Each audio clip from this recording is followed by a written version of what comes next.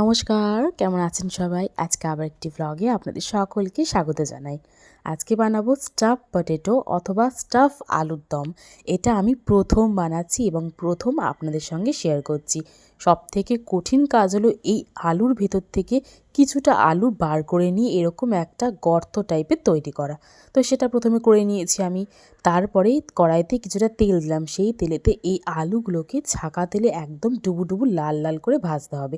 আমি তেলটা একটু কম দিয়েই ভেজেছি, সামান্য একটুখানি নুন এবং হলুদ ছড়িয়ে দিয়েছি যখন আমি আলুগুলোকে ভাজছিলাম। যতক্ষণে আলুগুলো ভাজা হচ্ছে এদিকে অন্যদিকে আমি তৈরি করব একটি পেস্ট অথবা মশলা। মশলার জন্য আমি এখানে নিয়েছি প্রায় 1 থেকে 1.5 চামচ মতন পোস্ত, 1 চামচ মতন চারমগজ, আদা এবং কাঁচা লঙ্কা। সেটিকে মিক্সিতে ভালো করে পেস্ট করে নিয়ে রেখে দেবো।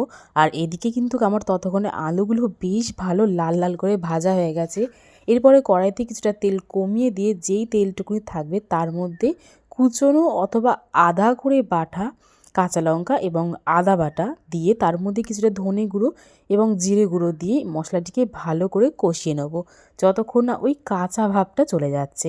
এরপরে দেবো হচ্ছে ওই যে ভিতর থেকে বার করে নেওয়া আলুটা, হালকা করে সিদ্ধ করে নিয়েছি সেই আলুটা এবং কিছুটা ছানা আমি ওদিকে গ্রেট করে রেখে দিয়েছি।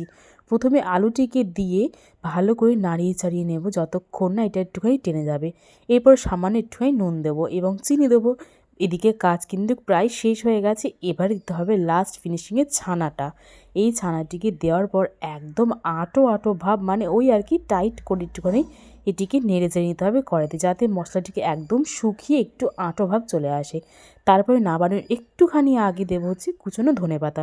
ধনেপাতাটিকে অবশ্যই দেবেন, তবে কিন্তু এর গন্ধটা আরও সুন্দর বেরোয়। আর একটু হালকা আঁট আনার জন্য আমি দিয়েছিলাম বেসন এখানে। এরপরে কিন্তু এখানে আলুগুলোর মধ্যে একে একে সেই পুরটিকে ভালো করে ভর্তি করে আলুর মুখ কিন্তু একদম বন্ধ করে দিতে হবে। ঠিক যেরকম করে করছি সেরকম করেই করতে পারেন। আমি এখানে এই পুরটি তৈরি করার জন্য আমি এর মধ্যে দিয়েছিলাম হচ্ছে বেসন। আপনারা চাইলে কিন্তু এর মধ্যে ছোলার ডাল অথবা ছোলা ভিজিয়ে রেখে সেটিকে গ্রেট করেও কিন্তু এর সঙ্গে পুর তৈরি করতেই পারেন। ছানার সঙ্গে অবশ্যই পুরটিকে তৈরি করবেন। আমি এখানে দিয়েছিলাম হচ্ছে ছোলার ছাতু, তার জায়গায় আপনারা ডাইরেক্ট ছোলা গুঁড়ো করেও কিন্তু দিতে পারেন। অথবা মুগের ডালটা হালকা করে ভেজে নিয়ে সেটিকে গুঁড়ো করেও কিন্তু এই ছানার সঙ্গে ফ্রাই করে একই প্রসেসে এরকম আলুর পুর তৈরি করতেই পারেন। আমি এখানে ছানা, আলু এবং বেসনের পুরই তৈরি করেছি। আমি অনেক রকম বলে দিলাম যাতে আপনাদের খুব সুবিধা হয় এটিকে করতে। তো এখানে আমার সবকটা আলুই প্রায় পুর দেওয়া হয়েই গেছে। এখানেই কিন্তু কাজ এখনও শেষ হয়নি, কাজ কিন্তু এখন অনেকটা বাকি রয়েছে। চলুন এবারে অন্যদিকে অন্য প্রসেসে যাওয়া যাক এই আলুর দমটা তৈরি করার জন্য। এদিকে আমি দিলাম হচ্ছে কড়াইতে কিছুটা সর্ষের তেল। সেই সর্ষের তেলের মধ্যে গোটা জিরে দিলাম কিছুটা এবং দিলাম হচ্ছে একটা গোটা তেজপাতা, শুকনো লঙ্কা। এগুলো দেওয়ার পরে একটুখানি আদা দিয়েছি। যেহেতু তরকারিটা নিরামিষ হচ্ছে তার জন্য কিন্তু শুধুমাত্র এখানে আদাটাই ব্যবহার করেছি। এরপরে দিলাম একটুখানি হলুদ গুঁড়ো, জিরের গুঁড়ো এবং ধনের গুঁড়ো। এই মশলাগুলো দেওয়ার পরে একটু ভালো করে নাড়িয়ে চাড়িয়ে নিলাম।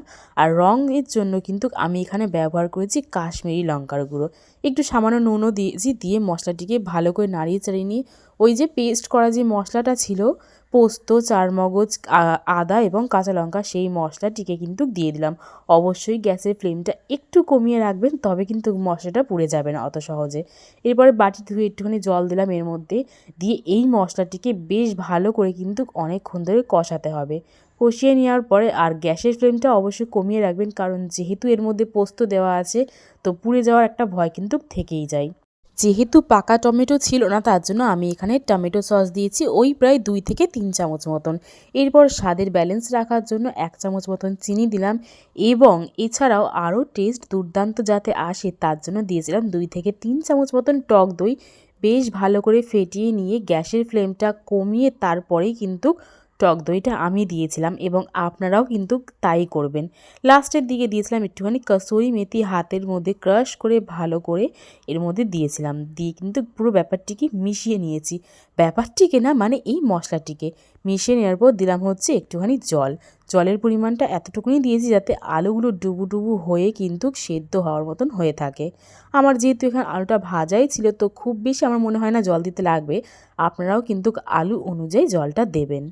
এরপর ঢাকা দিয়ে ২-১ বার ফুটিয়ে নিয়ে ১ থেকে ১.৫ চামচ মতন ঘি ছড়িয়ে দিলেই কিন্তু তৈরি হয়ে যাবে আমাদের স্টাফ আলুর দম। আপনারা কারা কারা এই রান্নাটি এখনও খাননি অথবা খেয়ে নিয়েছেন আমাকে কিন্তু অবশ্যই কমেন্ট করে জানাবেন। আর যদি না করে থাকেন তবে কিন্তু অবশ্যই এরকম করে একবার এই আলুর দমটি রান্না করে আমাকে কিন্তু কমেন্ট করবেন। আজ তবে আসি, দেখা হবে আবারও অন্য একটি রেসিপি নিয়ে। সকলে সাবধানে থাকবেন, ভালো থাকবেন, সুস্থ থাকবেন। আজ তবে আসি।